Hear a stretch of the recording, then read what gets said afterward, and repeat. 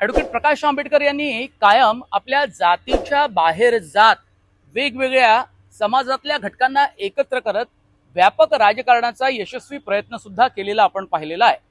पण 2024च्या विधानसभेच्या निवडणुकीत मात्र प्रकाश आंबेडकरांनी पुन्हा एकदा बौद्ध समाजाला हाक दिलेली आहे आणि त्यासाठी त्यांनी संवाद मेळावे सुद्धा भरवण्याचे प्रयत्न सुरू केलेले आहेत। नमस्कार, मी मनोज भोयर, मॅक्स महाराष्ट्रमध्ये आपल्या सर्वांचं स्वागत आहे। प्रकाश आंबेडकरांनी जो अकोला पॅटर्न सुरू केला आणि त्यानंतर भारिप बहुजन महासंघ आणि नंतर वंचित बहुजन आघाडी अशी त्यांची जी राजकीय वाटचाल सुरू झाली, त्यात त्यांना 2019च्या निवडणुकीमध्ये लोकसभेच्या आणि त्यानंतर विधानसभेच्या निवडणुकीत सुद्धा यश मिळालेलं आहे। पण आज घडीला 2024च्या लोकसभेच्या निवडणुकीत मात्र त्यांना अपयश आलं। याचं कारण असं की बौद्ध समाज, दलित समाज, मुस्लिम समाज यांनी मात्र त्यांची पाठराखण केली नाही आणि त्यांचा मतांचा टक्का हा घडला।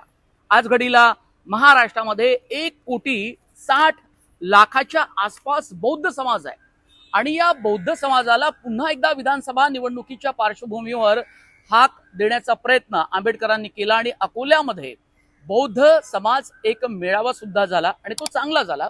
आणि त्यानंतर साधारणतः 11 ऑक्टोबरच्या आसपास हे मेळावे सुरू राहणार आहे। सुरू होऊन 11 ऑक्टोबरच्या आसपास हे मेळावे सुरू राहतील आणि बौद्ध समाजाशी संबंधित तमाम संघटना, कर्मचाऱ्यांच्या संघटना, त्यांच्या पदाधिकाऱ्यांशी संवाद सुद्धा सुरू केलेला आहे।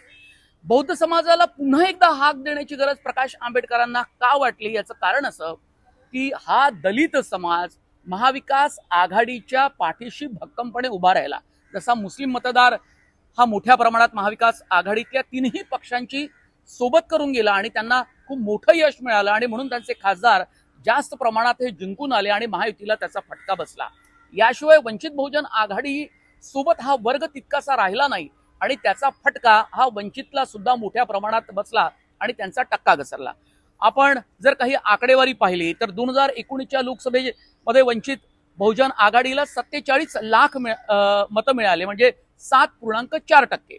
त्यानंतर लगेच विधानसभेची निवडणूक झाली 6 महिन्यानंतर आणि त्यात वंचित बहुजन आघाडीला 25 लाख मतं मिळाली, म्हणजे 4.6% मतं मिळाली। 2024च्या लोकसभेच्या निवडणुकीत मात्र 15 लाख मतच वंचित मिळू शकला आणि त्याची टक्केवारी होती 2.8%। म्हणजे 2019 पासून 2024 पर्यंत जी झपाट्यानं मतांच्या टक्केवारीमध्ये घसरण झाली, त्यामुळे प्रकाश आंबेडकर यांना निश्चितपणे चिंता वाटू लागली आणि म्हणून तमाम वेगवेगळ्या जात समूहांना एकत्र घेण्याचा तो त्यांनी यशस्वी प्रयत्न केला, तो मात्र 2024च्या निवडणुकीमध्ये तितकासा टिकला नाही आणि त्यांच्यावर जो कायम आरोप होत राहिला की ते भाजपसाठी काम करतात, भाजपची बी टीम आहे, असा महाविकास आघाडीतल्या अनेक पक्षांच्या नेत्यांनी त्यांच्यावर आरोप सुद्धा केला आणि 2024च्या निवडणुकीत त्यांना सोबत घेण्याचा अयशस्वी प्रयत्न केला। आंबेडकर त्यांच्यासोबत गेले नाही आणि जागा वाटपाचा तिढा हा तिथेच लटकून राहिलेला आहे। मी म्हणालो की राज्यात 1,60,00,000 इतकी मोठ्या प्रमाणात बौद्ध समाजाची मतं आहे आणि या मतांना आपल्यासोबत घेण्याचा प्रयत्न प्रत्येक पक्ष, खास करून काँग्रेस, राष्ट्रवादी करत राहिलेला आहे। 2024च्या लोकसभा निवडणुकीत दलित मतदार जसा महाविकास आघाडीसोबत गेला, म्हणजे तो आंबेडकरांसोबत राहिला नाही आणि अनुसूचित जातीच्या उपवर्गीकरणास सुप्रीम कोर्टानं जी मंजुरी दिली, त्यामुळे अनुसूचित जात गटातील जे हिंदू दलित जाती आहेत त्या भाजपसोबत जाण्याची शक्यता ही जास्त असल्यामुळे पुन्हा एकदा बौद्ध समाजाला हाक देण्याची गरज ही प्रकाश आंबेडकरांना वाटते आहे। या संपूर्ण घडामोडीच्या पार्श्वभूमीवर या बौद्ध समाजाच्या वेगवेगळ्या संघटनांना आपल्या जवळ करण्याचा प्रयत्न आंबेडकरांनी केलेला आहे। काही महत्त्वाचे निरीक्षण आपण पाहिली पाहिजे की राज्यभर बौद्ध समाज संवाद मेळाव्याला का सुरुवात झाली, त्याची ही काही लोकसभेची, विधानसभेची मागच्या टक्केवारी आपण पाहिली तर ती गरज आंबेडकरांची अधोरेखित होते। बौद्ध महासभा, भारिप बहुजन पक्ष, समता सैनिक दल, सम्यक विद्यार्थी आंदोलन, समाजाच्या ज्या ज्या काही कामगार संघटना आहे यांच्या पदाधिकाऱ्यांशी आता सातत्यानं आंबेडकरांनी संवाद मेळाव्यातून आणि त्यांच्या नेत्यांनी, कार्यकर्त्यांनी, पदाधिकाऱ्यांनी संवाद सुरू केला। त्याचा फायदा निश्चितपणे विधानसभेच्या निवडणुकीत त्यांना मिळेल असा त्यांचा अंदाज आहे. मी म्हणालो की आंबेडकरांनी जातीबाहेर व्यापक राजकारण करण्याचा प्रयत्न केला आणि तो यशस्वी झाला. या प्रयत्नातून त्यांना मतांची टक्केवारी वाढवता आली. धनगर बौद्ध मुस्लिम युतीचा अकोला पॅटर्न खूप गाजला. 2018 साली भारतीय रिपब्लिकन पक्ष बहुजन महासंघ हा बाजूला ठेवत, म्हणजे भारतीय रिपब्लिकन पक्ष बहुजन महासंघ हा बाजूला ठेवत त्यांनी वंचित बहुजन आघाडी जेव्हा स्थापन केली तेव्हा त्या वंचित पॅटर्नचा किंवा त्यात जी सुस्पष्ट धोरणाची मांडणी त्यांनी केली त्याचा फायदा त्यांना झालेला आहे. दलितांबरोबर ओबीसी, अल्पसंख्याक, धनगर, वंजारी, सवर्ण जातींमधल्या गरीब जाती या समुदायांना त्यांनी बरोबर घेतलं आणि 8% मतं मिळवण्यात आंबेडकर यशस्वी झालेले आहेत. आता आपण पाहूया की आंबेडकरांना 2024च्या लोकसभेच्या निवडणुकीमध्ये त्यांची मतांची टक्केवारी 2.8% इतकी आलेली आहे. याचं कारण असं की जो भरवसा आंबेडकरांच्या नेतृत्वावर व्यक्त करण्यात आला होता यापूर्वीच्या निवडणुकांमध्ये तो मात्र तितकासा टिकून राहिला नाही आणि म्हणून 2019च्या निवडणुकीचा जो त्यांना मतांची टक्केवारी मिळाली किंवा जो पॅटर्न होता तो टिकून राहिला नाही आणि मत टक्केवारीमध्ये सातत्यानं घसरण होत राहिली.